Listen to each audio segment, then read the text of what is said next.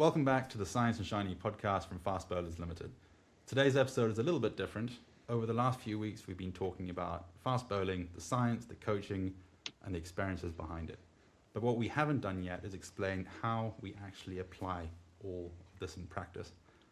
So today, I'm joined by Shiny, Jono, and Paul to talk through the coaching services we're now starting to offer, what they are, who they're for, and how we're different from what's already out there.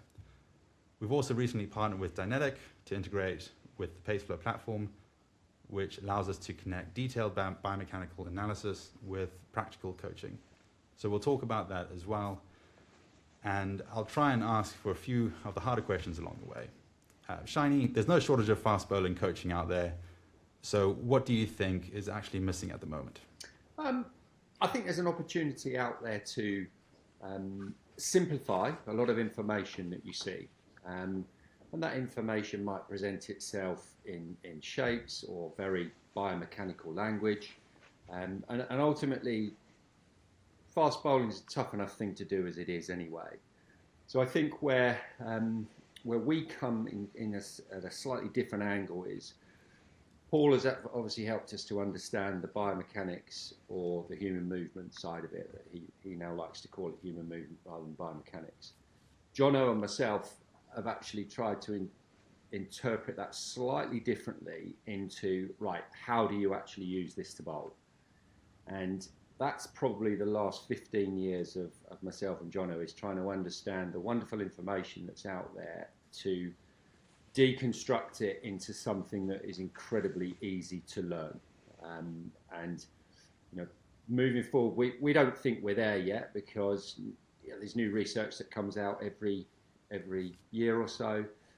We're always trying to keep ourselves up to date, so that is a fluid situation at the moment. But what we're going to try and do for anybody who would like to work with us is actually look at them as an individual, use the science, but then the art of coaching to help them to improve. Right. And Jono, from both a player and a coach perspective, where do you see players going wrong or getting misled? I don't know if it's misled. I think there's just a lot of misinformation out there. I think there's lots of different information out there, some good, some bad. And I suppose from our point of view, with the experience in the room, we want to try and keep that consistent information going, which is well researched. And we want to get that out to the public rather than just be with professional cricketers, because we all coach and have coached at that level. I think it's an opportunity to actually take that level and give it to the public and give it to young or aspiring players who want to improve. So I think it's more about keeping things consistent with an environment that we've created that's really well researched through Felton and 15 years of looking at fast bowling, and it's bringing it all together for the public. Right. And Paul, from a science point of view, where do you think coaching and biomechanics aren't quite connecting properly at the moment? I think it's the connection, to be fair, Lawrence. I think we've got an understanding or a set of an ever-evolving piece of knowledge, which Shiny's alluded to, that we keep doing research and we keep evolving it. It is an ecosystem that keeps developing. So, and then you've got the coaching on the other side of it, and I'd say quite a lot of the coaching that I still have conversations around is still from research from the early 90s, or coaches or that have written things, and obviously it's developed massively over the last 25 years. So there's a bridge between the two. And that bridge has to get longer at times, and I think that's what we're trying to evolve. And we've got now this 20 years, if not more, of knowledge that's built up through the research we've done, but also how we read research that other people have done and how we entwine that with what we're thinking in our practice. So for me, the gap between science and coaching is just that bridge between how do you translate it to Shiny and Jono and the conversations that we have. How do I take the complicated and try and make it as simple as possible for two self-professed thick fast bowling coaches, and how can we then now take what we've learned, and I wouldn't necessarily say that's what we've learned from science, but actually how we take what we've learned from translating it into simple messages for coaches and deliver it out to other players and coaches that are beyond the ecosystem of a professional elite environment that have access to it, or have the opportunity to have access to it. Okay. Well, it kind of leads in, you kind of answered this question already, but if you combine world-class biomechanics and world-class coaching, what does that actually allow you to do differently? Produce world-class players. I think like our probably history suggests that we've been pretty successful at that. But I also think it makes you, or gives you the opportunity to make world-class decisions. So I still think you can get the world-class science and the world-class coaching together, and there's decisions to make about directions and drills and interventions and what you want to do. You're going to get some of them right and some of them wrong, regardless of whether you've got excellent information and excellent practice. But it gives you the opportunity to have a little bit more information, a little bit more knowledge, and a little bit understanding about the decisions you're trying to make. And I remember me and Shiny having a conversation back 10 years ago where we talked about science and what science was, and science was and trial and error is the rawest form of science. Ultimately, a coach, you go trial and error with your interventions. But if you can take some of those trials out of the pot because you've already got some understanding whether they'll work or not work, it makes your decisions more successful or have a higher chance of success. And I think that's what we're trying to help coaches improve their knowledge so they make better decisions and help more players get the outcomes that they're working so hard to achieve. Okay. Shiny, from a coaching point of view, how does that change what you actually say or do with a bowler day to day? I think firstly the science. Okay, so it's twofold for me. You've obviously got health and performance. They're two things that as fast bowling coaches we have to be incredibly aware of. And the health side of it is tough for every bowler. Remember, bowlers don't want to hear they're going to get injured. They want to be indestructible. Reality says that doesn't happen. So, there's a nice blend there where you try and make them healthy to start with, because bowling is ultimately a fairly unhealthy thing to do, as Jono will definitely attest to, having numbers of pins in his knees and back and stuff. But what we've also got to do is balance that performance side. Sometimes performance might look like, in some researchers' eyes, some scientists' eyes, it might look unsafe. Well, actually, sometimes you've got to go down that route a little bit to get as good as you possibly can. There are inherent risks involved with it. I think probably where Jono and I are slightly different, having both had lots of injuries as well, is that we're sort of willing to take some risks, but not put you in too much harm's way, if that makes sense. So once again, this blend is around performance and health, but I would say that we push more towards the performance. I mean, ultimately, when you go over the white line, we never say, look, make sure you do this because it means you won't get injured. You're putting a massive glass ceiling on someone there, and you're sending them out to battle effectively without their full lot of weapons. So I think where we will look to evolve our coaching still, and with Feltz's help, when he sees new research that comes out and he will inform us on it, we'll then start to say, okay, do our current methods work? So what we're trying to do is impart current science, current coaching methods to suit the individual. Okay. And Jono, having been coached at the highest level, what would this approach have given you as a player? I think the big thing from me now is looking at this as world-class support. You've got world-class biomecs, you've got world-class fast bowling coaches coming together with all the information that's given as a player, and you can rely and trust the information that's coming through. So as a player, when you have that support and that network around you, and you trust in that, then your performance levels can go up because these people know what they're talking about. So I think from a player's perspective, it's very much, when would you normally have an opportunity to tap into world-class biomechanists and fast bowling coaches? And unless you're at the high end of the professional game or playing for England, you don't normally have that opportunity. So I think this is an amazing opportunity for everyone. So what I'm kind of hearing from all of you is this fair to say that it's really about individualization rather than a one-size-fits-all coaching? I think that's where the research has gone. So we started off trying to understand what the best do, and now we flipped it and started trying to ask out why do people do it differently.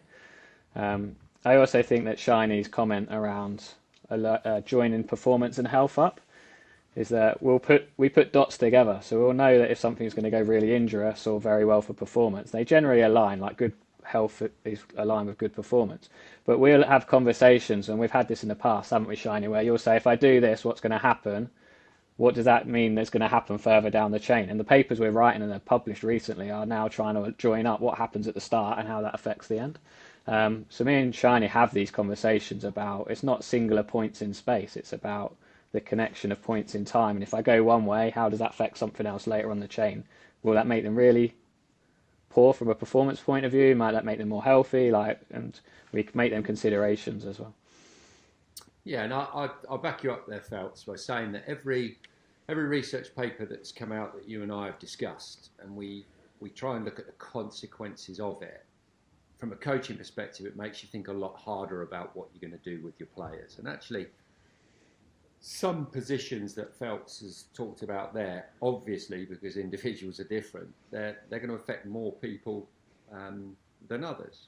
And I think because we're so open and honest about the conversations we have, hopefully the information that's going to go out to the individual is going to suit them individually. And remember, fast bowling and fast bowling coaching isn't a science. It's a massive, massive art in there. It's an interpretation of really good information that gives you more chance with performance and then obviously staying on the park. They are absolutely intertwined, those two things. So as Feltz has said there, I love now the approach which has gone more from this is the way you've got to do it to actually there are a number of ways to do it, and we're trying to find out what suits the individual. This is slightly off topic, but is this partly the current problem of all the information that is out there online where everybody tries to fit into a certain mold, whereas that might not be the best solution? Yeah, potentially. I think with the internet, as we've talked about, there's a lot of information out there, and as I said earlier, some of it's good, some of it's bad, and some of it's good for some people and not quite so good for other people. So, Feltz talked earlier about trial and error, and part of our coaching when you're with someone is, well, we're trying to do this, so give this a go. If that's not working, there are other ways that we can try and get you better. So yes, and if you just research something on the internet, you'll get 10 different opinions, and you've got to pick one that you think might work for you. Whereas this is more tailored towards you individually. So just to set the scene, the main services we're looking at are one-to-one coaching, remote analysis, individualized programs, and now we're also integrating, as you just mentioned, with PaceFlow, because we now have a partnership with Dynetic. So just to build on that, one of the key things we've recently put in place is our partnership with Dynetic and integrating with the PaceFlow platform. Players can still get a PaceFlow report on its own, which gives a really detailed breakdown of biomechanics, as Shani just mentioned. But what we're also offering is an additional layer on top of that. So alongside the report, players have the option to receive a video analysis from us, where we break down exactly what those results mean and what we're seeing and what they should be actually doing to improve. So Paul, from a biomechanics perspective, when someone gets one of these reports, what are they actually looking at, and why can they sometimes be difficult to interpret on its own? There's a lot of questions there. I think in terms of what it is, you're getting the latest cutting edge research applied to you as an individual in a way which is individualized and not necessarily just fit in a box or a picture that you may have seen online. For me, it's a bit like tech. Like if you want the latest piece of tech, it costs you a certain amount of money, whereas if you can go and get stuff for free, it's not usually as robust or useful. And I think with PaceFlow at the moment, it's probably the most robust, thought about analysis for fast bowling that's out there, because it's constantly evolving and we're still researching and adding bits and pieces to it. So when you get it, I think the first thing that we're slightly different to in terms of how we go about it is that we break the fast bowling action up into more than just a single movement, or consider it as a single movement. So you'll get some information about your run-up, how you transition from your run-up into your bowling action, and then about your bowling action. And all of those crossovers are thought about and have scientific background between how do you get out of your run up into your preparation phase, how do you go from your preparation phase into your bowling action, which that there's research that's been published in the last 2 or 3 weeks that builds on what we're already doing there. So it's really current, up to date. We're taking that information and providing it back to individuals, how it applies to them. I think where it gets tricky is, great, I've got this information, how do I then go about actually using it to improve my performance or try and improve my or lower my injury risk? And that's where I think fast bowlers come into the picture in terms of helping players understand it and then apply it to themselves and actually improve themselves. Okay, great. What do you think is challenging about how it's currently structured to actually interpret it? I think it's difficult because if you think about it, I think in the real world as players, you have players that really like knowing all the information and players that don't like knowing all the information that's behind it, like all the nuts and bolts, etc.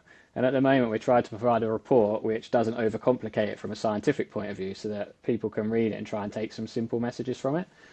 People sometimes want more information. I think that's where, when you want the whys to then help you with the interventions, that's probably where there's a little bit of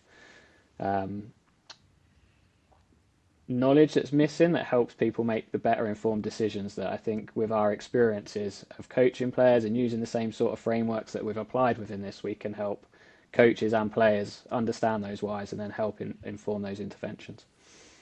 Great, thanks. And Shiny, from a coaching point of view, how important is that next step? Actually helping a player understand what it means and what they should do with it. I would say probably the most important thing I've learned from being in the game for a long time, coaching for a long time, is the information that you're getting has got to almost feel natural. And that might sound really strange because there might be some slightly different positions that we're going to suggest you get into. But once again, with the interpretation of amazing information that Paceflow gives you into, right, what's going to stick when you're in the white heat of battle. And that's all that counts. Let's face it, and John and I will probably talk about it in a minute. When you see the word drills, what does that mean? Now, John and I we've got a very similar thought around drills. Some drills are just sticking plasters. That's all they are. You can't then actually make it stick. And there's a lot of science that you'll see out there that suggests why. And really, a lot of that really confuses me. I just know that I want to be able to connect with someone who understands the theory, can then apply it with me, and help it to start to stick more in a game. And remember, on your continuum of where you were, where you'd love to get to, anywhere along there, anywhere, you're going to improve. And the more you work towards it, you don't have to get to the end. You're very, very rarely going to get to the end. That's the motivation, isn't it? Because you can keep getting better every day. But it's actually to just creep along it. You know, skill most of the time is a creep. And the science helps us to sort of just move that creep along. And actually, hopefully, with the way that Jono and I tend to coach now, we try to give the bowlers the opportunity to find it themselves. So something that works really well in practice will probably work okay in a game. Yeah, they might need to come back and revisit it. Jono and I might need to either tweak our language or tweak the advice that we're giving them. We generally won't put a massive drill in front of them because we know it'll look okay in practice, but it won't transfer into games. And that's, once again, where the relationship between the coach and the player becomes the most important thing. Okay. And on to that, to the player's perspective. So, Jono, from a player's point of view, how valuable is that? Having someone actually talk through it rather than just being given the data. Yeah, I think that was the bit I was going to add in actually around. So if you go for this package, ultimately you get your report, but you get a voice-over video camera basically with one of us talking to you around what the report means and how we can then translate that into the technique of what we're looking at and how we can move forward with your development. So you'll actually get your own personal coach, me or Shiny, Felt's actually talking to you through the app, through a video voiceover, explaining your action, explaining the report, and explaining how you go about improving and developing as a young fast bowler. And I think from a player's point of view, that feels more personal. It feels like you've got your own personal world-class coach, and there's that real touch of actually being coached rather than just generally getting a report that says A, B, and C, and off you go and get on with it type thing. Great. Jono, I think you've got a great grasp of this. Could you just run us through all the products we provide here at Fast Bowlers? Yeah, absolutely. So basic package would be a voiceover coaching product. So you would send a couple of clips in to one of our world-class coaches, and they would give you a voiceover analysis of your action and how to improve and develop. And then the next level would be to have that product plus a pace flow report. So we would then look at the pace flow report, give you another voiceover on the pace flow report and how to improve and how to develop. And then we will also provide another offer of a subscription basis. So you would have your own private world-class coach, whether that's biomechanical or coaching, and you would have that access to that guy, that world-class coach monthly, and there'd be a fee for that. And then the last one would be a personal one-to-one session with one of the world-class coaches. So we would turn up to a venue of your choice and actually take you for a private personal one-to-one coaching session. So those will all be listed on our website, and you can go through those and choose whatever suits you. Fantastic. All right, I've got a few questions for you guys now. So one, you keep saying world-class. Is this only for elite players? No, absolutely not. When I say world-class, we're talking about the people in the room being at a level that have coached world-class players. So you have the opportunity now to be coached by people who have coached world-class players. So, having that for everybody out there to be able to have that access, I think is amazing. So no, absolutely not. Any level that's out there, 100%. Okay. So just playing if I'm one of your customers here and I'm actually a coach and I'm very comfortable with coaching, but I just want to understand a bit more about the biomechanics. So let's say I want a pace flow report, but I don't really know how to interpret it. Can I get access from Fast Bowlers to try help understand that better from a biomechanics perspective? I was just going to say, yeah, of course. Like, I think the same products apply. Like, you can send some video in, get a voiceover from a biomechanical perspective. We can do the same with a pace flow report. We can even do a one-to-one day where we can come and do some stuff around that as well. So, yeah, I think when we talk about world-class coaches, it crosses both the science and the coaching, and we can tailor that to whatever experience you want. Okay, great. And then obviously, I think we've talked a lot about players and getting coaching, so there's that side. I get that side. Great. I guess are we all happy with that? Can I close now? Yes, we can. I also think that last point from Felton is really good, because when we bring the mace part out, you could almost do a joined up clip of that when we sort of keep putting it on our socials with regards to him working with Mace and Cameron Green, and put that bit together. Cause I think that will go really nicely, because that, people will say, well, hold on, what do you mean world-class biomechanist, or whatever you call yourself, Felton? So I haven't quite got that and roll off the tongue very well. But actually then having that clip with Mace, I think will be brilliant, and people might go, oh, crikey, yeah, I quite like that. I'm also, I don't know if you want to stop the recording so we all upload in time, because I'm a long way behind, but unless we need to record anything else. We got one more thing. I'll do it now. So if you're interested in working with us, whether that's through coaching, analysis, or the Paceflow integration, head to the website. We'll put the link in the description, or feel free to reach out via our YouTube channel or socials. We'll also be continuing our shorter tech talk episodes, breaking down specific parts of fast bowling. Thanks for listening, and we'll see you on the next one.